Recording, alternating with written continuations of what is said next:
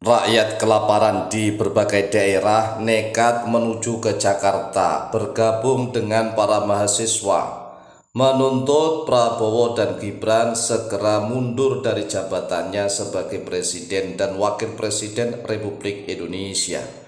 Ini sungguh dahsyat luar biasa.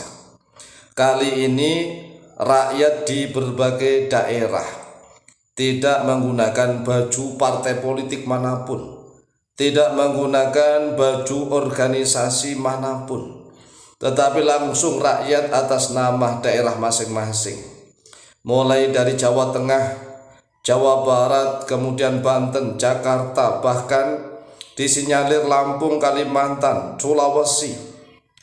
Mereka akan berbondong-bondong menuju ke Jakarta, bergabung menjadi satu dengan adik-adik mahasiswa untuk melakukan aksi demonstrasi besar-besaran. Nah, jika ini yang terjadi, maka bisa saja Prabowo Subianto dan Gibran Rakabuming Raka bisa didesak untuk mundur dari jabatannya sebagai Presiden dan Wakil Presiden Republik Indonesia. Nah, jika Presiden dan Wakil Presiden secara bersamaan mundur bareng-bareng, maka tidak ada Presiden dan Wakil Presiden. Kekosongan Presiden dan Wakil Presiden sudah diatur di dalam Undang-Undang Dasar tahun 1945. Maka yang mengatur negara untuk sementara adalah 3 menteri bersama-sama, yaitu Menteri Luar Negeri, Menteri Dalam Negeri, dan Menteri Pertahanan.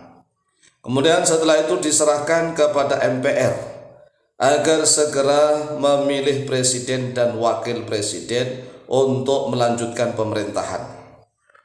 Nah, kali ini rakyat di Republik Indonesia datang dari berbagai daerah. Rakyat merasa kelaparan, tidak diindahkan oleh pemerintah, sehingga rakyat yang kelaparan itu bertekad bersatu dengan para mahasiswa melakukan aksi demonstrasi besar-besaran menuntut Prabowo dan Gibran segera mundur dari jabatannya sebagai Presiden dan Wakil Presiden Republik Indonesia. Yang dituntut untuk mundur dua-duanya, bukan hanya salah satunya tetapi dua-duanya, yaitu Presiden Prabowo Subianto dan sekaligus Wakil Presiden Gibran Rakabuming Raka. Karena rakyat dan mahasiswa merasakan bahwa yang merdeka sampai saat ini hanya para pejabat tinggi negara saja, sedangkan rakyat kecil merasa masih terjajah sejak zaman Belanda sampai saat ini. Para pejabat merdeka tidak pernah memikirkan kebutuhan hidup sehari-hari. Coba kita lihat para pejabat di negeri kita, merekalah yang merdeka. Kondisi sesulit apapun, para pejabat tinggi negara itulah orang-orang yang merdeka karena mereka menikmati gaji hasil pajak rakyat. Hasil pajak rakyat mereka nikmati berpoya-poya, hidupnya mereka hedon. Hidupnya hedon, bergelimang harta. Sehingga rakyat menyatakan bahwa yang merdeka hanyalah para pejabat tinggi negara saja. Sedangkan rakyat kecil, rakyat jelata harus berjuang mati-matian setiap hari.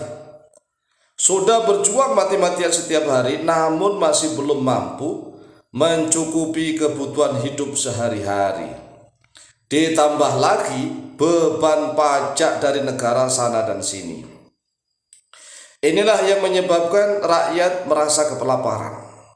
Ya memang kalau kita renungkan mulai dari sejak zaman Belanda sampai saat ini, memang Indonesia ini yang merdeka hanyalah para pejabatnya saja. Para pejabat itu merdeka, nggak pernah memikirkan kebutuhan hidup sehari-hari. Semua fasilitas sudah ditanggung oleh negara, uang negara dari pajak rakyat. Sedangkan rakyat diperas-peras. Nah, seharusnya pemerintahan yang menyatakan merdeka itu harus berbeda dengan pemerintahan zaman Belanda. Kalau pemerintahan zaman Belanda, para penjajah itu memeras rakyat, pajak sana sini, yang hidup mewah para pejabatnya saja. Sehingga tidak sedikit orang-orang pribumi yang ingin menjadi antek-antek Belanda, mereka menikmati kekayaan. mereka menjadi pejabat sana sini, menindas rakyat bangsanya sendiri. Nah, ketika Indonesia sudah merdeka, seharusnya lah para pejabat tinggi negara yang hidup sederhana apa adanya. Demi apa? Demi rakyatnya. Nah, kenyataannya tidak. Sejak zaman Belanda sampai sekarang, gaya kepemimpinannya sama. Belanda yang hidup mewah karena mereka menjadi raja di mana-mana. Setiap orang Belanda di Indonesia, meskipun mereka itu baru prajurit misalnya, atau tamtama, mereka tatkala di Indonesia menjadi raja-raja, dihormati oleh rakyat kecil. Nah, saat ini para pejabat tinggi kita mentalnya sama dengan para penjajah.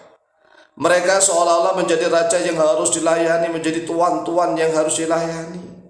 Sedangkan rakyatnya harus peras keringat banting tulang, harus sana sini, dan hidupnya Masya Allah masih kesulitan mencari kehidupan yang layak. Oleh sebab itulah banyak sekali rakyat Indonesia yang kepingin keluar negeri, menjadi ya TKI, TKW keluar negeri. Dan anehnya Presiden saat ini malah justru menyuruh rakyatnya keluar negeri. Nah, inilah yang kita khawatirkan jika sumber daya alam Indonesia diperas-peras oleh para pejabat yang korup, oleh para mafia. Nanti khawatir kita, anak cucu kita nanti nggak kebagian apa-apa.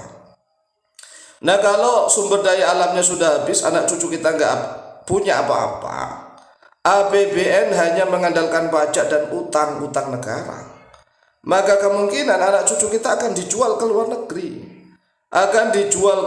Kemudian dielu-elukan, disanjung-sanjung sebagai pahlawan-pahlawan devisa negara. Inilah cara pembodohan para pejabat-pejabat yang memang mentalnya rusak dan bobrok.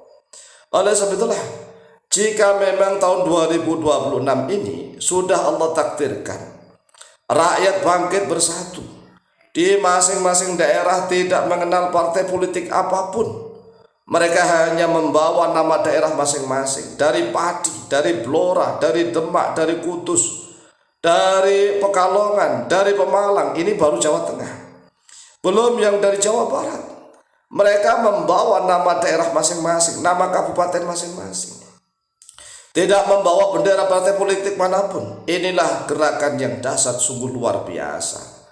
Nah, jika rakyat dan para mahasiswa gantian demonstrasi, bergelombang setiap hari, maka mau tidak mau pemerintahan harus menyerah.